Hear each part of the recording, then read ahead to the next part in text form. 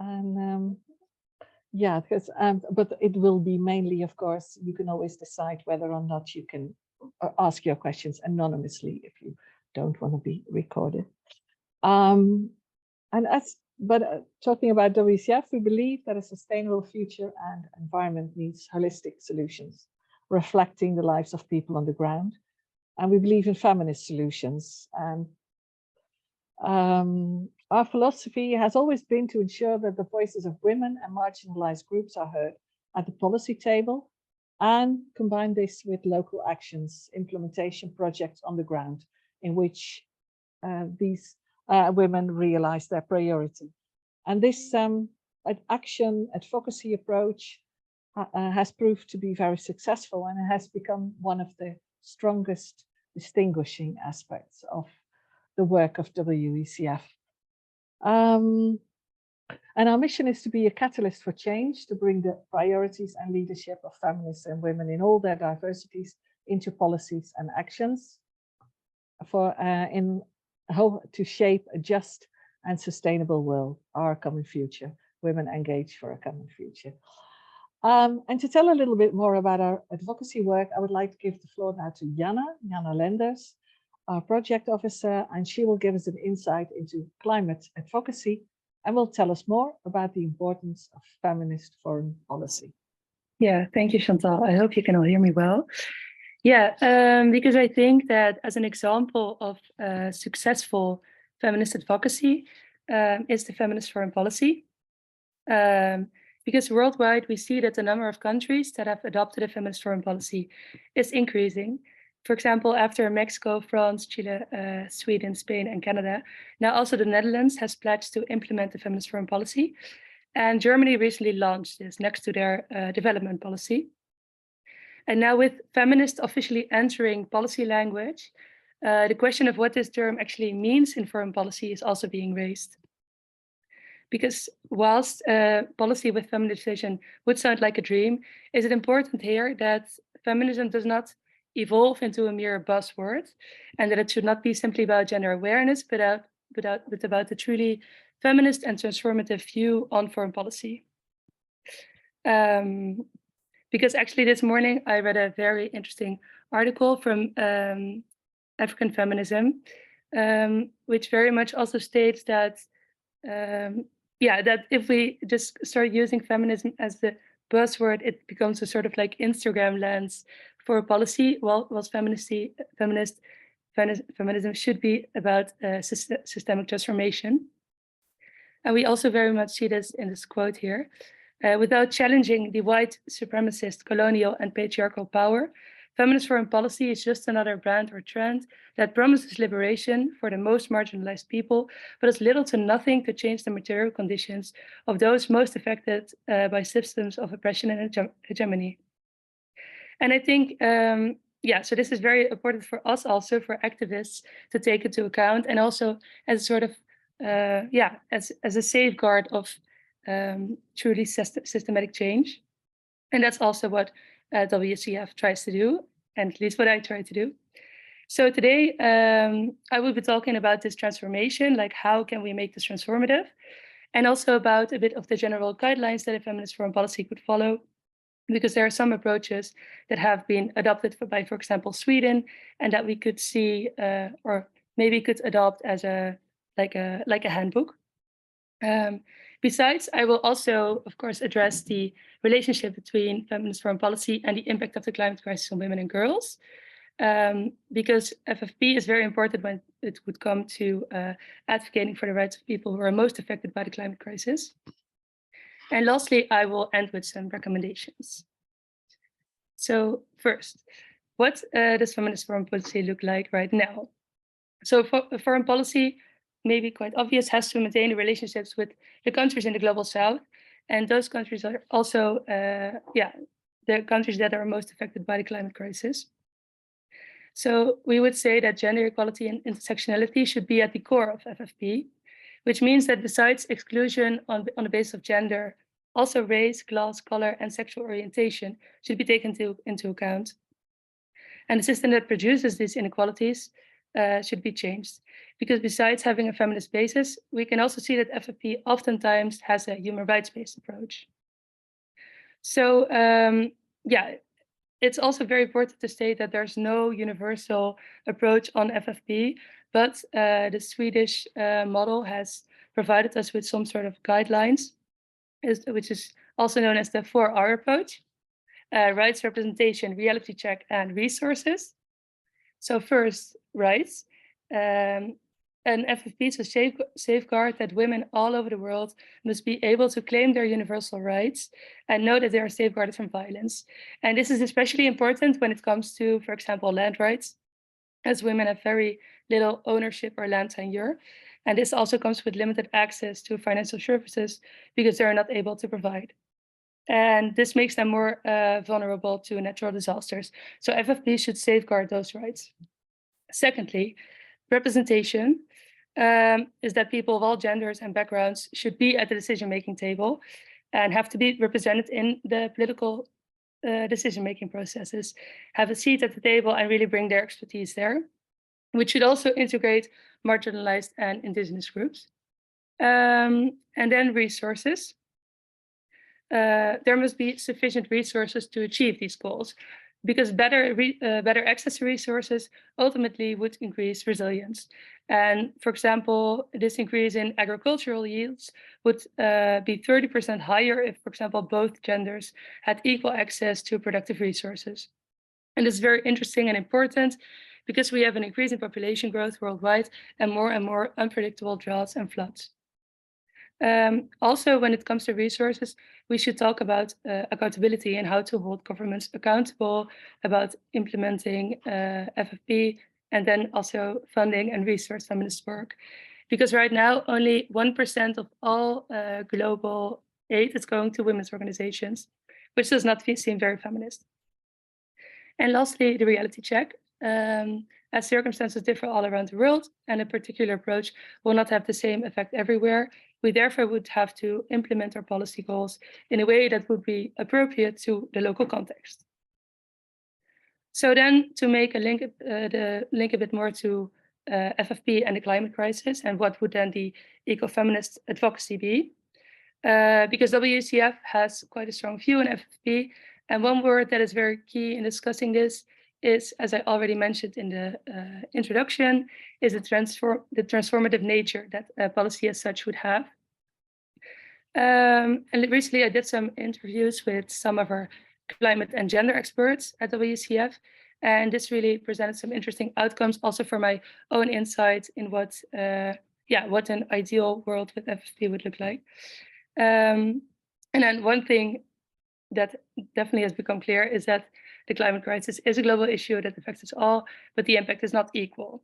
So the crisis is leading to an increase of already existing inequalities and has a clear pattern of injustice against groups of populations which have least contributed to climate change. This means that indigenous peoples, Afro-descendants, and women and girls in all their diversity have the biggest burden and carry the biggest risks for their livelihoods, and a risk that is being caused by industrialized polluters. So FFP really provides us with an opportunity here to reframe these relationships between northern and southern countries and truly help in shifting the power relations. Therefore, it should clearly address these underlying and structural systemic inequalities and the historical responsibilities of the global north. So a very important issue here is that southern organizations should be consulted. Because in the same article that I was reading this morning, there was also mentioned how African states and African NGOs are often robbed of their agency within the domain of foreign policy.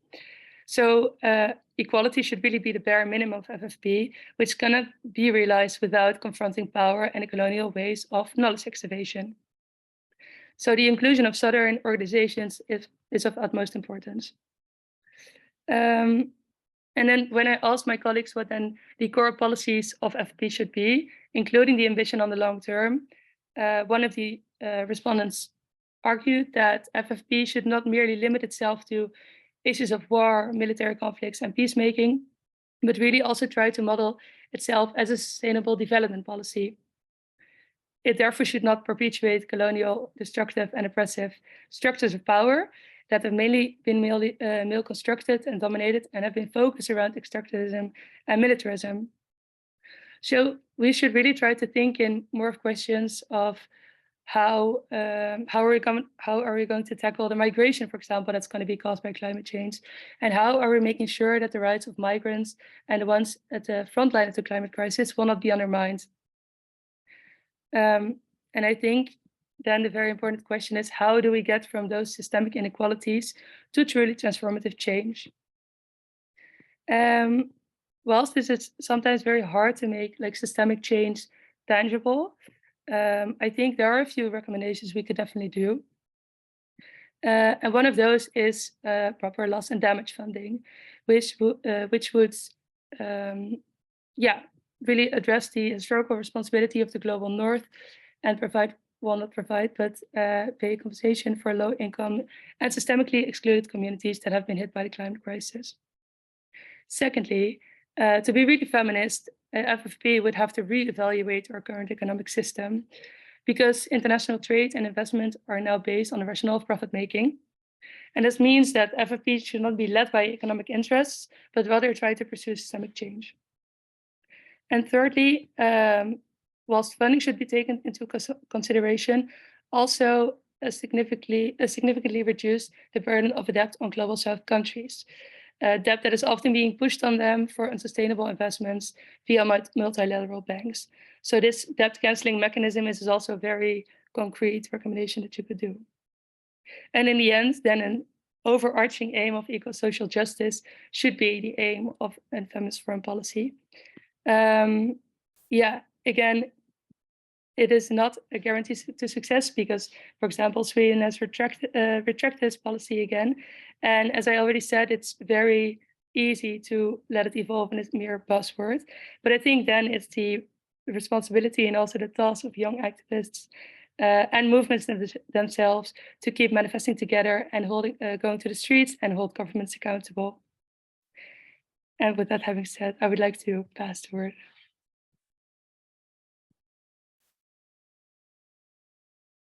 Thank you very much, Jana, for your insights. And in a way, we are now indeed going from a sort of policy level to more active level. And I would like to introduce now our next guest, Lara Maestro. She is from WOW, Women for Filipino Women and Children. It's a group based in the Netherlands, and they advocate for the promotion and defense of the rights and welfare of Filipino women and children.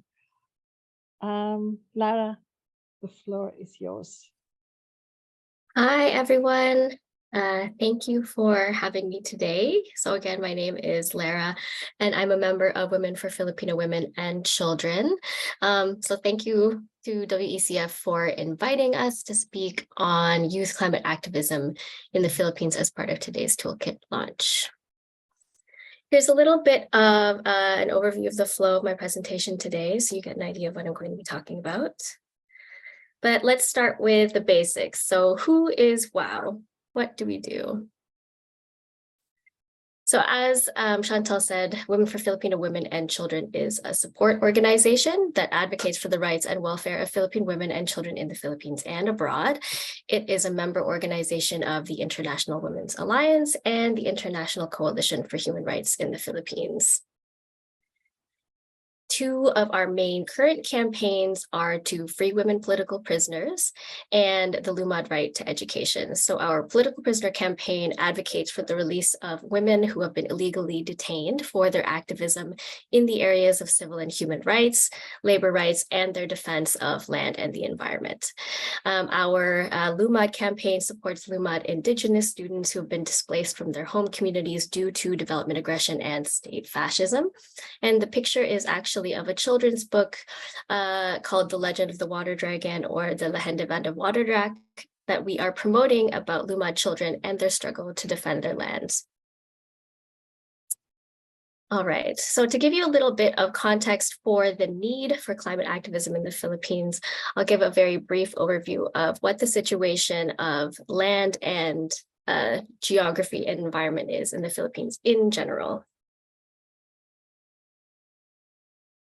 So if you don't know, the Philippines is an archipelagic country, so it's a chain or group of islands that is very strategically located in the Southeast Asia region.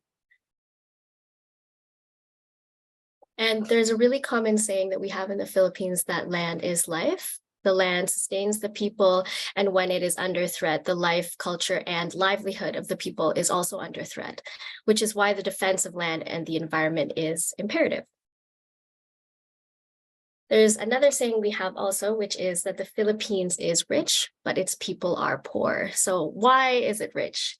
It's rich because the Philippines is abundant with natural resources that could power the development of the country and enable the Filipino people to feed, house, and clothe themselves self-sufficiently. So these are a few of the crops that we have, but unfortunately, we're unable to use them for our own well-being and development because our economy is export-oriented and import-dependent.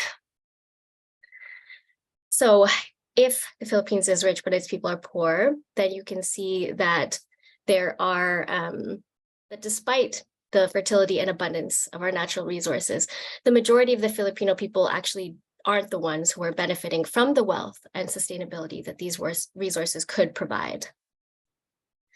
In fact, according to the Philippine Statistics Authority, there are around 20 million Filipinos living below the poverty line. So that's nearly 1 in 5 Filipinos.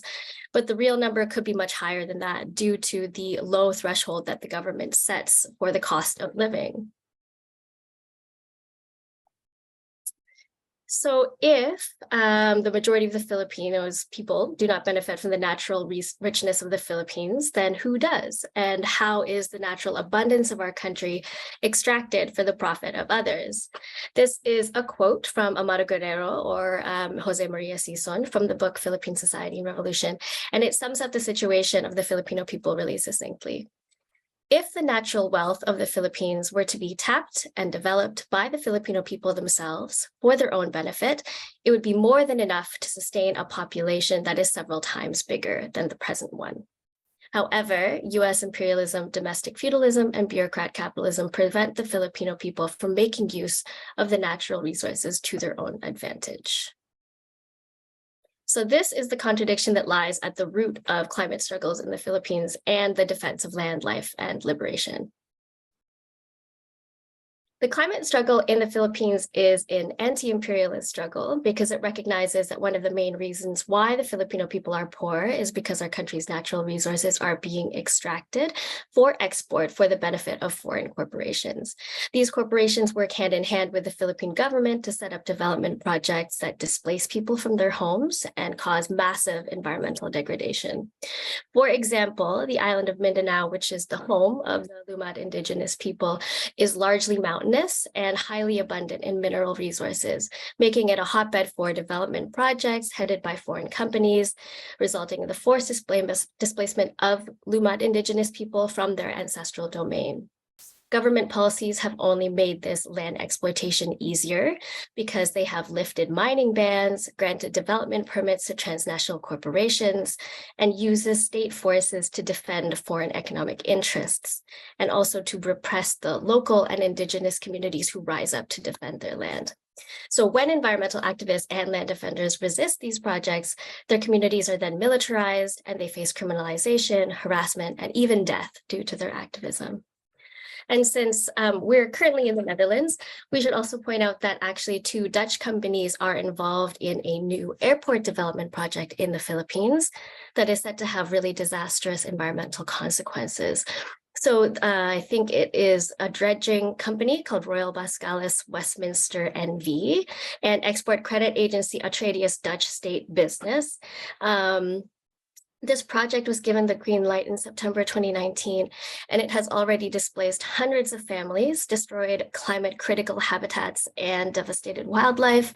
And the impact assessments so far have already revealed a pattern of failure, which have damaging consequences for communities in the environment of Manila Bay. So as a relation to one of our main campaigns, Lumad children and their schools and students and teachers who've joined the struggle to defend their communities against resource extraction have also faced forced evacuation and closure due to the increased militarization in Mindanao, which is why one of the main organizations that we support is the Organization to Save Lumad Schools. So the Philippines is a prime example then of something that is highlighted in the toolkit that is launched today, which is that the cost of the climate crisis is disproportionately carried by the most marginalized communities. So while overexploited countries like the Philippines have actually done very little to contribute to climate change, its effects, such as the increased intensity of tropical storms, are actually felt much more strongly. So continued imperialist plunder pushes profit-driven environmental degradation through the increased consumption of our natural resources, and we, like many other semi-colonial countries, suffer disproportionately. On top of this, instead of allocating more funding towards things like disaster response and preparation, the Philippine government instead funnels significant portions of the country's budget towards so-called counterinsurgency measures that militarize and terrorize local communities, which actually targets mostly land and human rights defenders in particular. There are now over 800 political prisoners who have been illegally detained or questionably arrested on trumped-up charges. And these are all activists, organizers, teachers, journalists, lawyers, doctors, students, and land defenders whose only crime has been standing up for the rights and freedoms of the Filipino people.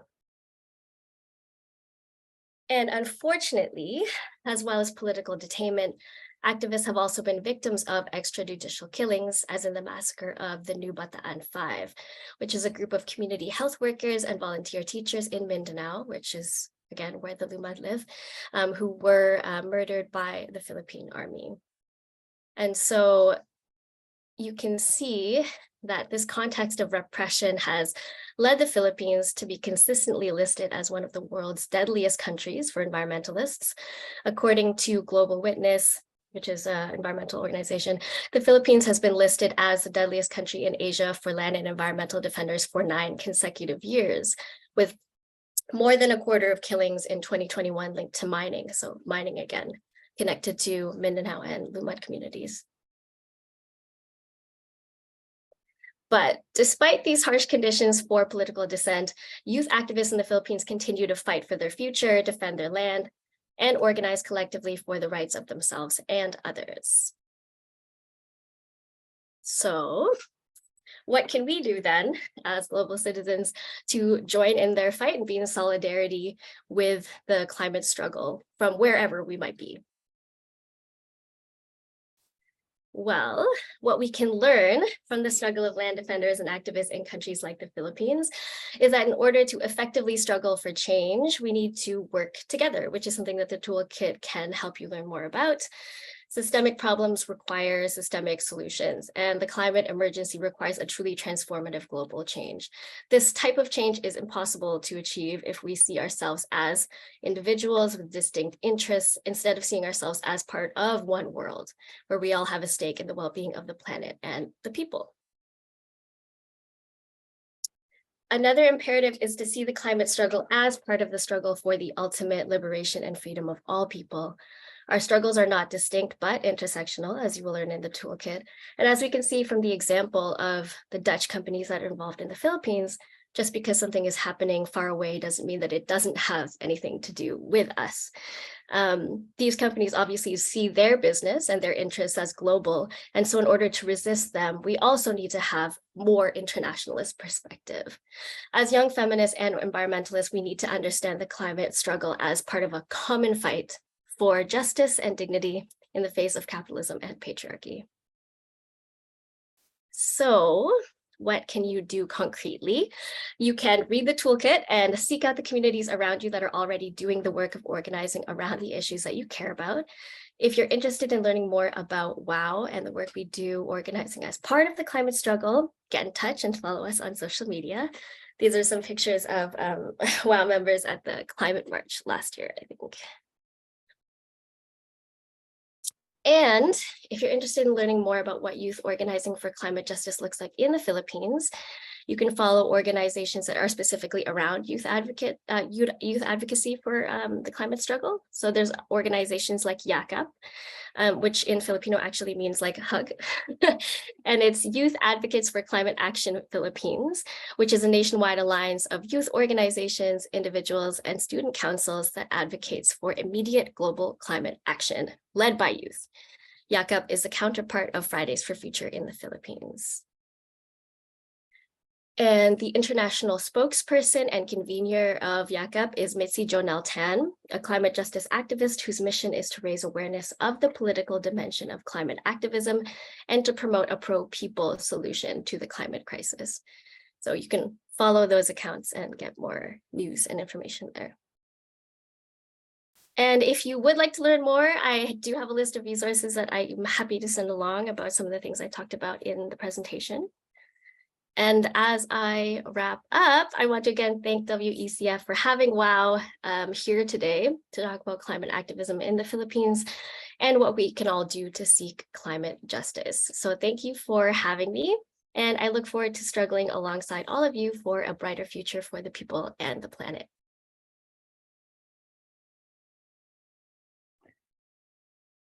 Thank you very much, Lara. This was so insightful and also helpful, I think, to see, you know, so concretely what is going on and also what our role is and hopefully what we can all do by working together. I would like to introduce now our next guest, Lena Kondratyuk, from climate activist from Ukraine. And she will tell us more about how the energy transition of Europe as a whole is necessary to stop the Russian aggression in Ukraine, talking about another form of imperialism that has a clear link with climate activism and the climate crisis. Dana, are you ready? Yes, Okay. Thank you for invitation. Yeah, I am Lena. I am project coordinator and NGO Eco Club. Eco Club is NGO that based in Rivne, and we work over 20 years to preserve the environment. But now I want to tell you more about the climate justice in Ukraine during the war. If you Google climate justice in Ukraine, you won't find a lot of news, research, or events on the topic. Unfortunately, this issue is not popular among young and old people in Ukraine, especially in wartime. Moreover, the general understanding of climate change and adaptation to it is still quite low. And as many Ukrainians believe that the main reason is a large amount of garbage. In case of Ukraine, the East, the South, and the Carpathians are the most affected by climate change. In the East and South, there are problems of drought and disappearance of water in wells, resulting in crop losses and lack of access to drinking water. As for the Carpathians, they have been experiencing low snowfall for many years. Due to the difficult living conditions in villages and towns, which are becoming worse due to climate change, a huge number of people go to other towns or countries to work, and thus we see divided families and other social problems. But however, huge agriculture corporations are probably able to adapt to climate change and currently provide about 80% of the US sunflower oil. Ukraine has been facing the harsh realities of war for many years, and it's understandable that when people are dying, it's difficult to think or talk about climate change. But we must not forget about it, and we must work to ensure that the reconstruction after the war is only green. The use of heavy weaponry and explosive has destroyed forests, polluted rivers, seas, and contaminated the soil. The destruction of critical infrastructure such as water treatment plants and sewage system has led to water shortages and increase in waterborne disease. In addition, the destruction of energy infrastructure has affected the operation of hospitals, availability of heating, and in general whole life. These factors have resulted in environmental degradation and reduced standard of living in Ukraine. As I said earlier, the East and South are the most affected region by climate change, and these are the regions of the country that are currently partly occupied or suffering from fighting. So in addition to the problems caused by climate change, we also have problems as a result of the war, which is financed by fossil fuel profits. Despite all the sanctions, Russia still has money to finance the killing of Ukrainians. According to Korea's estimates, since the beginning of the war, Russia has earned more than 300 billion euro in revenue from fossil fuel exports. And on the presentation, you can see the largest importers of fossil fuels from Russia. This means that we must continue to work on the energy transition to end this war and rebuild Ukraine in a green way. For green reconstruction, we need to support the leading role of communities, continue decentralization reform, finance and support only green solution, create high-tech green industries and farm in Ukrainian. But if the lion's share of the money allocated for the reconstruction of Ukraine ends up in rich country or firms, it will be difficult to talk about climate justice after the war. But we as Eco Club has already started contributing to the green recovery by building solar power plants for hospitals and supporting its water supply utilities. In December 2022, we installed the first solar power plants in Zvyagel, Zhytomyr region, and now we have plan to build 8 more solar power plants in Ukraine. About this project, you can read more for the QR code on the presentation. And in conclusion, I want to say that climate justice in the context of war is a complex issue that requires a multifaceted response. We need to address the immediate environmental and humanitarian aspects of the war in Ukraine while also dealing with the root causes of the war. And we must work together as a global community to ensure that the most vulnerable people are protected from the effects of climate change and that we build a sustainable and just future for everyone. And also, I want to join everyone to our project for solar energy for hospital. You can donate for this project or you can support us for different way. And thank you for your attention.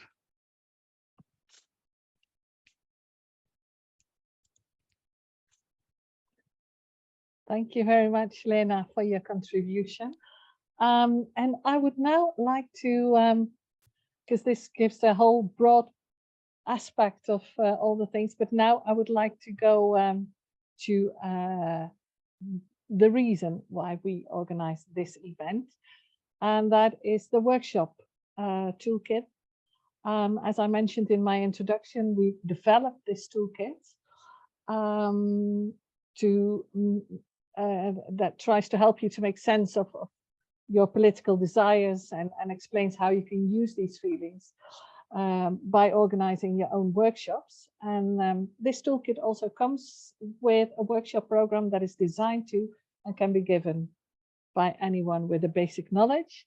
And it was developed by Jada Kennedy. And Jada will be presenting and explaining now the workshop program and toolkit in her presentation. Hello, Jada, everyone. you're welcome. Thank you, Chantal. I will share my screen real quick. Can you all see my screen? Yes, awesome. Okay, as Chantal mentioned, this toolkit can be given and everybody can take part into this toolkit, because, for example, one thing that I will touch up on during this toolkit presentation is when you give information to people that are unknown to a certain topic, use beginner's language so everybody can participate and get an understanding of what the topics are, and what you're trying to present, to get the core message of it. I got the pleasure to work with WCF as a consultant ecofeminist organizer. Jada, it's not yet visible. It's not visible. Maybe it's on my screen, but it says it's screen sharing, and I can try to stop. Yeah, now it's visible, but just before that it was still black. Yeah. Does it work now? Yeah, but then now we see the overview and also the slides. Yes. And left. now? Yes. Awesome. Yeah. Yes. So what I was saying is that I got the pleasure to work with WECF as a consultant ecofeminist organizer and trainer to work on this toolkit together with them and this workshop program. This toolkit and this workshop program are complementing the vision and the work from WECF that they have done in the past, and still their vision, how it is now. It will come with various tools and information and tips on how you can go about your activism journey or ecofeminist journey. So let's get into the toolkit. The toolkit has a broad introduction that will cover why this toolkit exists and where you can find WCF, but also how you can use it. For example, this toolkit, you can use it however you like. Maybe you're already educated on certain topics and you want the, certain parts of this information, or you're just stepping into this ecofeminist environment or activist environment and you just want overall knowledge on how to get started, how to mobilize youth. That's the theme of this toolkit as well. So this toolkit is separated in various sections that we'll touch up on. The first section gives an overview on terms and definitions. As you can see here, the terms and definitions are necessary to get an understanding and to be able to understand the toolkit. Also, these terms and definitions, when you step into an activist or ecofeminist space, these terms and definitions will also be used. There are, of course, more terms and definitions that we were not able to touch up on, just because then there will be a whole list of terms and definitions, but there are the most important terms regarding this toolkit in. Then there is a section on, excuse me for that, there is a section on let's take action and how to mobilize youth. It gives an overview on why youth engagement is important, because some people find when they take action that it's only such a small thing they are able to do, but yet these small things, when they all come together from everybody doing small things, it can create a big impact. So it really depends on your capacity, whatever you can do. So for example, if you're limited, you have little salary to go to the capital to organize and mobilize and demonstrate and protest with a bigger crowd, and you're not able to buy a train ticket, there are limitations to that and privilege imbalances in that. So we will touch up on as well types of activism later on, and basically gives you an oversight on how to mobilize youth. Here are a couple of things on this slide. Be relatable. Why, if you're not relatable, people will not feel touched or feel not like they can actually bring value to a certain topic, and they see someone speaking and can aspire to be that person or a version of that person, to actually create their own way of creating change in society. We will touch up on like why core messages should be in beginner's language when you're speaking to a new crowd. We will also touch up on like informing, like to what extent can you inform a new crowd, because from the minute you start speaking, certain people will feel connected to your topic, or other people will not feel interested or the need to advocate for a certain topic. So to what extent can you inform a crowd, and what do you want them to do next?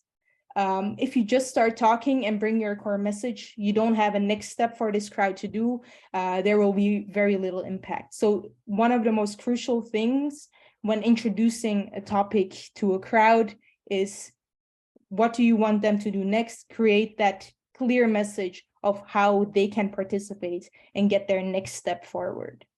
We will also touch up on safety and security. What I feel like is most of the time left out of discussions and conversation spaces. For example, we earlier talked about YACAP. YACAP will be more limited in what they can do with their way of governing in the Philippines than, for example, in Germany or in Belgium. So safety and securing these spaces in mobilizations, demonstrations, protests, are just being vocal on certain topics. For some countries, that's already a big risk to take. So how can you create a safe and secure environment for not only you, but also the people that are working together with you, that are your colleagues or fellow activists?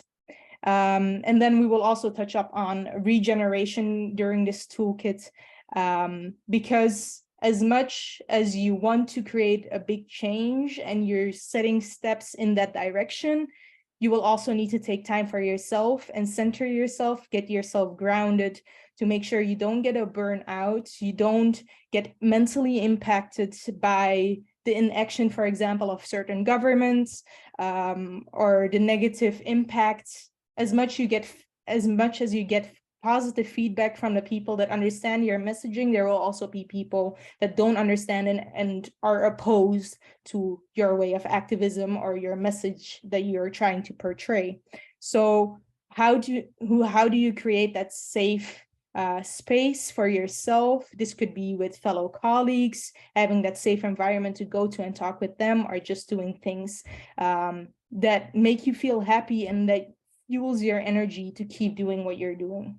This toolkit will also, this section will also have exercises, and throughout the toolkit, we will have more exercises with each section. Can I go further? For some reason, I cannot go to the next slide. There we go. And then we touch up on the types of activism. There are many types of activism, and I want to emphasize on the fact there is no wrong way to do activism. Everybody is limited to their own, for example, their class in society. They're limited financially, they're limited, maybe you're disabled and you're not able to march down a protest. Everybody is limited to a certain extent.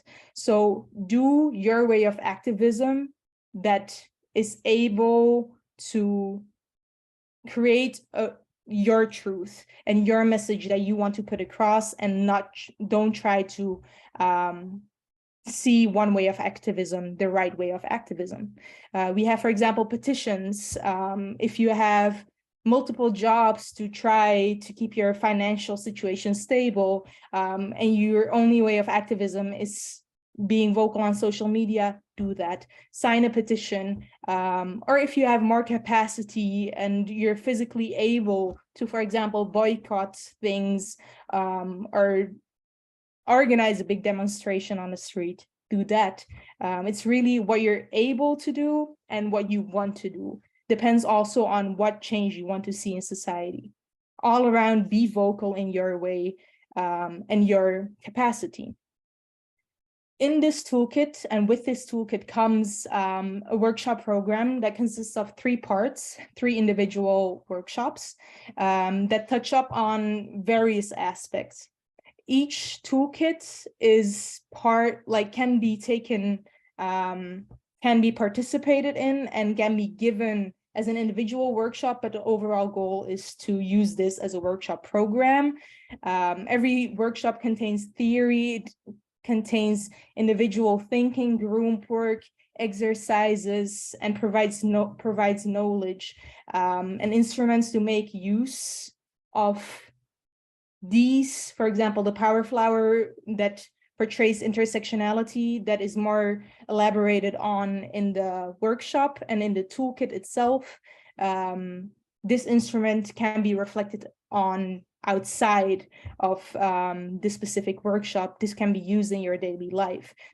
So all this information should not be limited to when you read through the toolkit or when you read through or take part in this workshop. Also, this workshop, as Chantal mentioned, it can be given and everybody can take part into this workshop. It's in beginner's language for everybody to understand. There are definitions in these workshops to give you a bigger understanding on terms, but also to understand certain concepts, to better understand our past in order to understand our present. Why are we here right now? For example, the first toolkit touches up on intersectionality, shortly said, but it gives concepts and terms and definitions that you can use and that are used in these spaces, but also how and why we should understand our past in order to do our activism today in our present. The second toolkit, the second workshop, excuse me, touches up on stay informed and let's connect, how to get in touch with organizations, grassroots movements, etc. Simply because there's a lot of misinformation there, and that's why stay informed is in the title. So how do we battle misinformation? That's what we will touch up on in this workshop, excuse me. And we will also cover the difference between social movements and social groups, grassroots movements or grassroots groups. And it gives an exercise on what type of activism can I relate to, and do I want to take part in? So then we go to the section in the toolkit, starting activism.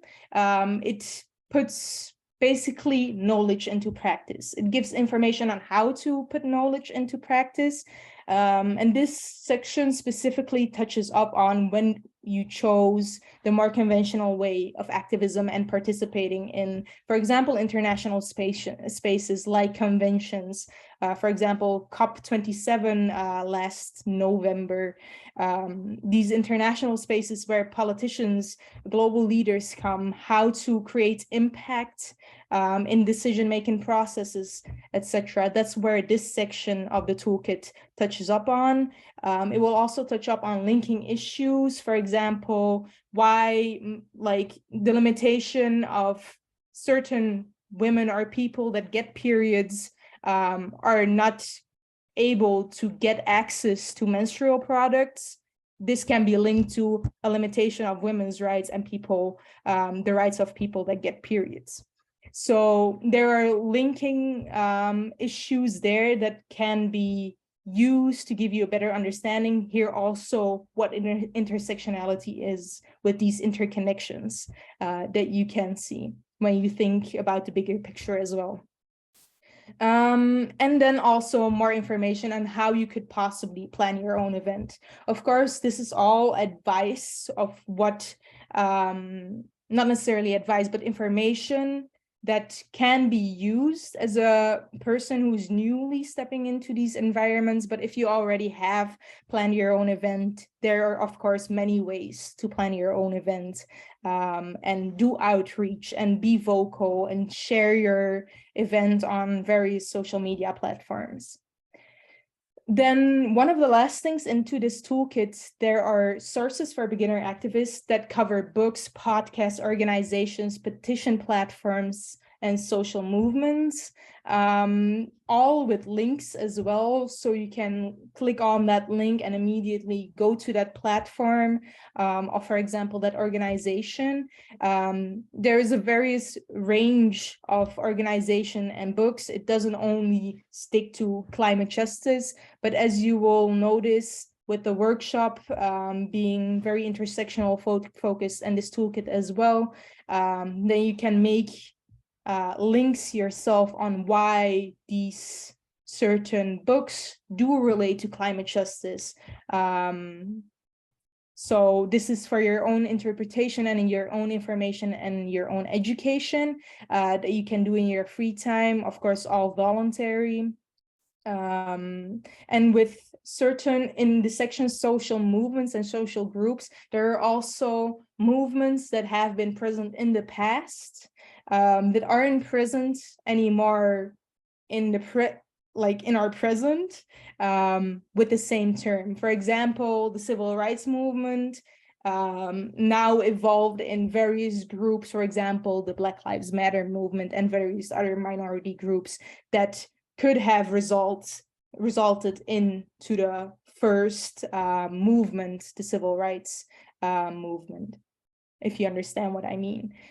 So new movements evolve and movements come in waves, and their impact as well come in waves. So just to give you that information and these resources as well as a beginner ecofeminist or activist.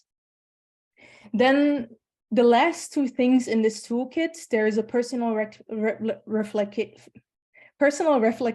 and a conclusion. The personal reflection, sorry for that, reflection comes with questions that can be reflected upon individually, but also questions based on the toolkit. Like, for example, did you relate with most of the parts mentioned in this toolkit? Yes or no? Why no? These are questions that you can reflect on in your downtime, if you will, to get a bigger understanding of where you stand as an individual person, activist, ecofeminist, and what your next steps may be.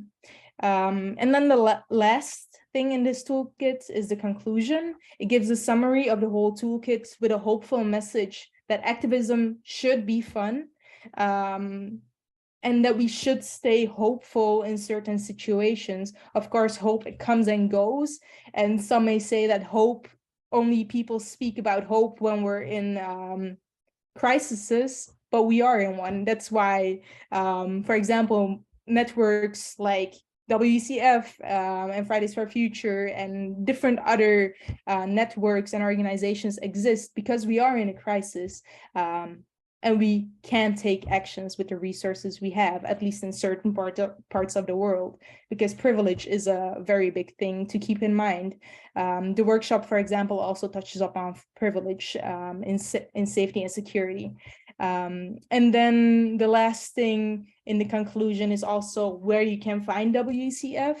Good for you to know the toolkit, as I think it will be launched tomorrow on the website, between the amazing other publications of WECF. This toolkit is the fourth toolkit in a series of publications by WECF and the Spark Consortium, this specific one. So yeah, I hope you enjoy it. I hope you get loads of knowledge off of this, and you use these tools and these exercises that are in this. If I would have this toolkit when I first started out, it would make things a lot easier. So I hope it helps you. And I hope to see you in whatever space that I will be. I hope to see you thrive and be vocal. Thank you very much. Thank you, Jada, for the presentation of the toolkit and also the workshop manual. The toolkit, the new toolkit and the workshop manual will be online in about an hour. So I will publish it straight after this meeting. And then you can all have a look. And of course, I will also send all the presentations that were made today.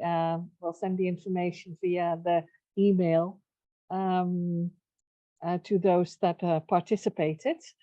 And I was also wondering, because we haven't had any questions in between, but yeah, if there are still any questions left for today's speakers.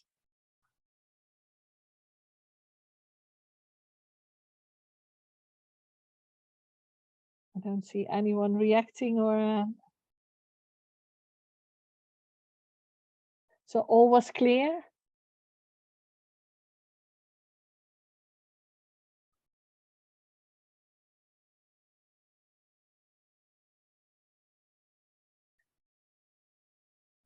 I don't miss any hands up or anything because I don't have a complete overview of the. So no questions so far. So that's really good to hear that all was clear. I just wanted to show you, but I have to share my screen then, and then I just wanted to show you the cover of the publication so that you know where you can look for if you go onto the WCF website in about an hour or so. This is, I'll share my.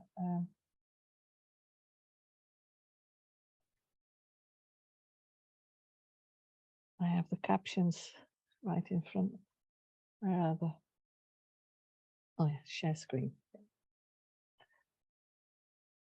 Share. So this is what the publication looks like. And there will also be, for those of you Dutch speaking and who would like to prefer and maybe work on the workshops in Dutch, there will be a Dutch version available as well as of next week. So I would like to thank all of the participants, and I think thank you very much for all the great presentations. If there are no questions, nobody else saw any questions, then I would like to say goodbye, and I will all send you an email with the information on the presentations and the link to the publication and the workshop manual. Thank you very much for, oh, I see now a question in the chat. Oh, okay. Thank you also for joining us. Till the next time. Bye.